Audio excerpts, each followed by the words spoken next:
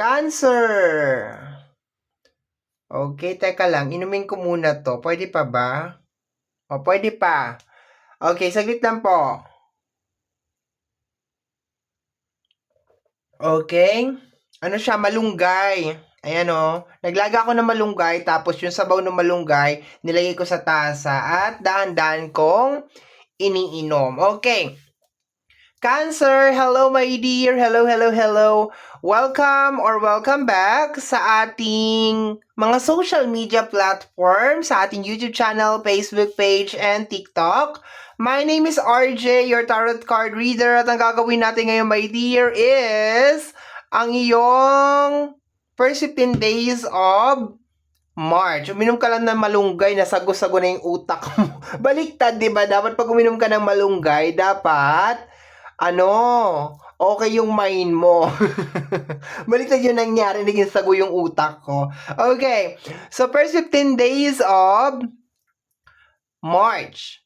This is from March 1 hanggang March 15, 2026. And this is a general reading. Reminder, my dear, reminder lamang po na ang gagawin natin ngayon ay general readings. Hindi po ito 100% na magre-resonate para sa ating lahat. So please, my dear, lower your expectation pagdating po sa mga general reading. And dun po sa mga gusto pong mag-book ng reading, mag-inquire ng private reading, nilagay ko, my dear, sa description box down below lahat ng mga kinakailangan mong details, information, para makontak po ang inyong lingkod. Okay, so let's go na tayo, my dear Cancer. Silipin na natin ang iyong March, first 15 days.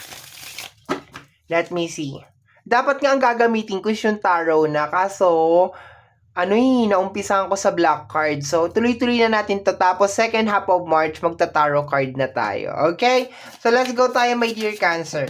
What is this? The Eight of Cups. Okay. Eight of Cups. Nakukuha ko dito, my dear, na parang buo na yung loob mo. Meron ka nang gagawin dito na isang bagay. Detach, parang kakalas ka, bibitaw ka sa isang energy. And at the same time, naglalabas din siya ng magandang energy kasi nakukuha ko na meron kang mga magagawa, my dear, na posibleng magiging kapaki-pakinabang sa sarili mo dahil parang nagdi-detach ka dito sa energy na to or parang kumakalas ka dito sa energy na to. Pwede siyang maging yung mga takot, phobia, mga emotional attachment, galit, bumibitaw ka na dun, my dear. Yun ang nakukuha ko sa energy ng Eight of Hearts or the Eight of Cups. Maganda siya, my dear. Very, very good. Tingnan natin. Next card natin. First 15 days ng March para kay Cancer. We have here the Queen of Swords, okay? Ang Queen of Swords kasi is more on, this is a very, very smart na card. Pero ang nakukuha ko, my dear, is siguro pagod ka na magbigay ng second chance. Pagod ka nang intindihin, pagod ka nang unawain, pagod ka nang mag-adjust. Yun ang nararamdaman ko kay Queen of Swords. Yung pagod, my dear, na parang ilang beses ka nang nag-adjust, ilang beses ka nang nag-adjust, umunawa, yun ang nakukuha ko, my dear. Ang bigat na nung energy. Sa paglabas ni Queen of Swords, bigla siyang bumigat kasi parang may isang energy na parang ang tagal-tagal mo nang tinitiis and parang nag-decide ka, my dear Cancer, na it's about time na umalis na ako dito sa energy na to. Pumapasok yung energy, my dear Cancer, na posible na maski mahal na mahal mo yung isang tao or yung isang energy is mas pipiliin mo na lang na kumalas or parang bumitaw doon sa energy. Bigla siya naging malungkot, my dear, kasi baka hindi mo naman talaga gusto, napagod ka lang. Okay, yun ang nakukuha ko. Tingnan natin, next card pa tayo, my dear. Pero yung niya, my dear, ng Eight of Hearts, may nakukuha ko mga positibong energy dahil siguro Doon, yung paglalaanan mo na my dear ng iyong atensyon, ng iyong panahon ay yung mga bagay na may benefits na siguro sa'yo. May ibig sabihin hindi na nasasayang yung oras mo, yung panahon mo. Yun ang nakukuha ko sa energy ng Eight of Cups. Sa paglabas ng Queen of Speed or the Queen of Sword, bigla siyang naging malungkot yung energy. Okay, we have here the energy of the Two of Pentacles. Sa Two of Pentacles or the Two of Pentacles, this is more on balancing. Okay, this is more on balancing na nakukuha ko, my dear.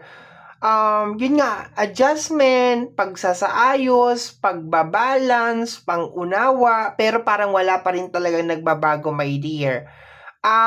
Sa combination ng tatlong card na to, nakukuha ko na if just in case meron ka, my dear, mga problema na may kinalaman sa usapin ng pinansyal, medyo magiging okay na siya. And nagpa-pop up yung August. Okay, nagpa-pop up yung August. Maybe mga around August, okay ka na talaga, my dear. If just in case meron kang problema na may kinalaman sa usapin ng pinansyal. Okay, yun na nakukuha ko. Pero pagpasok, my dear, ng first 15 days of March, ayun, dahan-dahan na nagiging hindi kaagad. Parang doon pala nag-uumpisa na parang nagiging okay na yung life mo. Kasi pangit man pakinggan 'tong sasabihin ko, my dear, posibleng nasayang yung oras mo, nasayang yung panahon mo, yun ang nakukuha ko, my dear, because of nagbibigay ka lagi ng second chance or inuunawa mo, ikaw yung nag-a-adjust. Wala namang masama dun, pero wala kasing changes eh. Ang hirap kasi talaga, my dear, ng ganun na ikaw yung nagpaparaya, ikaw yung nag-a-adjust, tas walang changes. Naintindihan naman kita dun sa part na yan. Okay, so tingnan natin, my dear Cancer. We have here the Eight of Pentacles, okay? Energy of work, okay? You are working, mas focus ka, my dear, na i-improve at i-develop, my dear, yung sarili mo. Yun ang nakukuha ko dito, my dear. Okay. Ang ganda actually, ang ganda na may konting touch ng lungkot kasi hindi mo naman talaga gusto, my dear, na bumitaw. Yun ang nakukuha ko. Sa energy ng Queen of Swords, hindi mo naman talaga gustong bumitaw pero parang mas pina-priority mo na yung sarili mo this time and naglo-look forward ka na darating yung araw or darating yung panahon, my dear Cancer, na alam mo yun, kakayanin mo to ng ikaw lang. Okay, yun ang nakukuha ko. Let's go na tayo sa next row. Ay, bakit pabaliktad yung hawak ko? Okay, nakapikit kasi ako habang ginagawa ko siya. Okay, we have here. Okay. Nasasanay kasi ako, my dear, na pag nagsasalita ako, pumipikit ako. Total, hindi nyo naman ako nakikita, pumipikit ako. Okay? May dalawang nag-flip na card. We have here the energy of the Queen of Hearts. Okay?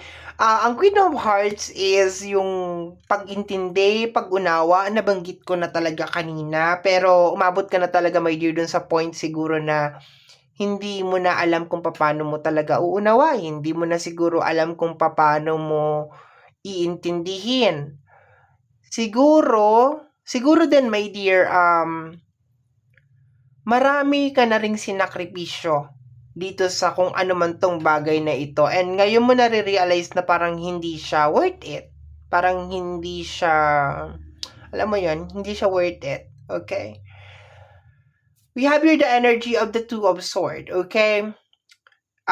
Sa tarot, ito yung nakaupo nakaupo siya tapos may hawak siya na dalawang sword. This is the energy of denial, okay? So, siguro, nandun ka na talaga sa point, my dear, na parang hindi mo na maitanggi na meron talagang mali. Okay, you are being abused, na to take advantage ka, walang change, walang transformation, pati siguro sarili mo, my dear, napapabayaan mo na. Pati siguro mga pangarap mo, napapabayaan mo na. You are so affected, my dear, nitong energy na to. Kaya you decided na lang, my dear, okay, sinasabi dito, ngayong first 15 days of March, talagang tatalikod ka. Okay, meron kang gagawin na pagtalikod, my dear. Meron ka rin tatanggapin na pagtanggap or acceptance, my dear, yun na nakukuha ko. And very highlighted yung isang situation na talagang nagtiis ka at nagsakripisyo ka. Okay. And isa pa sa nasasagap ko dito na energy, my dear, is yung energy, my dear, na umasa ka na magiging maayos to. nang ganito yung sitwasyon. Yung ganito yung energy niya. Pero, sabi ko nga kanina, nagkakaroon ka na ng realization na hindi, kailangan may gawin ako. Kailangan meron akong baguhin dito. Kung ayaw niyang magbago, ako ang magbabago. Parang ganon. Okay, parang you're taking, may English dun eh. Nagtitake charge ka, my dear, dun sa eksena. Okay, parang ako na magmamaneho. Okay, parang ganon. Ay, hindi kita gusto magmaneho. Okay, ganon na nakukuha ko. Yung energy niya, my dears, parang you want to be in control with your life. Gusto mo gusto mo na kontrolin ulit yung buhay mo. Gusto mo na parang itama yung buhay mo. Yun ang nakukuha ko. So, marami sa inyo, my dear Cancer, talaga ang mararamdaman ninyo na parang it's about time na ayusin ko yung mga dapat ayusin sa buhay ko. Okay, tingnan natin. And kung ito yung magiging kapalit para maayos lang yung buhay ko, gagawin ko. Ang lungkot, no? Ang lungkot ng energy. Bigla ko nakaramdam ng matinding... pakiramdam ko napagod ka lang talaga, my dear. Napagod ka lang umintindi, napagod ka lang mag-adjust.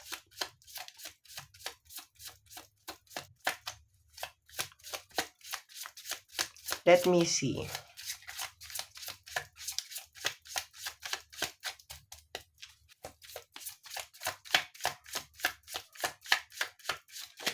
Okay. We have here the energy of the Seven of Cups.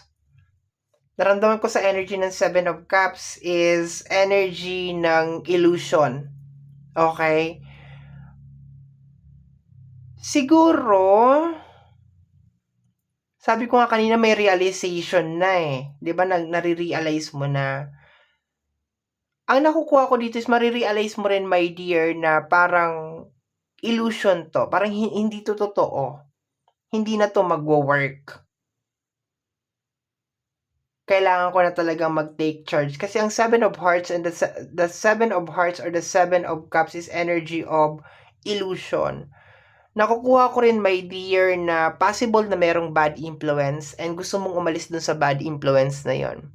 Okay, parang ginugulo ka niya ng ginugulo. Okay? Tingnan natin, my dear. Next card, tingnan natin yung pinaka-last na card natin, my dear. Pero gusto ko yung energy mo kasi talagang tinatrabaho mo talaga kung ano yung mga dapat trabahuin. Ang ganda ng energy. Yun nga lang, medyo malungkot lang kasi meron ka na talagang mga energy. Let us just call it energy. Ayoko tawagin na tao. Energy. Talaga na titiisin mo na talaga. As in, titiisin mo na talaga, my dear. Kasi ilang beses mo na talagang binigyan ng second chance. Yun ang nakukuha ko over here. And, posible din, my dear, na kung meron kang mga tanong tungkol sa isang tao, naghihintay ka ng confirmation, ito din yung buwan. Ayokong i-close, my dear, ng first 15 days of March lang. Posibleng buong March to. Tingnan natin yung second half.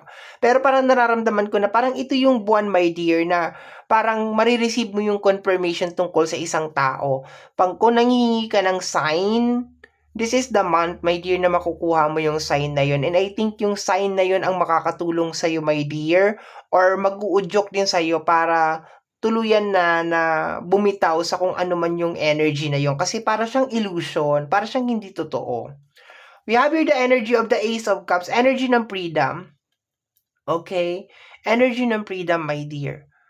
Marami sa inyo ang lalaya na from illusion. Marami sa inyo ang bibitaw na sa isang connection na hindi talaga nagwo-work. Sa isang stagnant na energy or stuck na energy. Ang ganda ng energy pero malungkot talaga siya, my dear. I'm very, very sorry. Nakakaramdam talaga ako ngayon ng matinding lungkot na parang ayaw mo namang gawin to pero kailangan mo siyang gawin. Okay? Yung energy is parang, alam mo yung parang pakiramdam, my dear, ng nanay na parang kinakailangan iwanan yung anak niya kasi kinakailangan niya magtrabaho sa ibang bansa. Parang ganon. Yung pakiramdam niya, ganon siya kasakit. Yun ang nararamdaman ko na energy ngayon.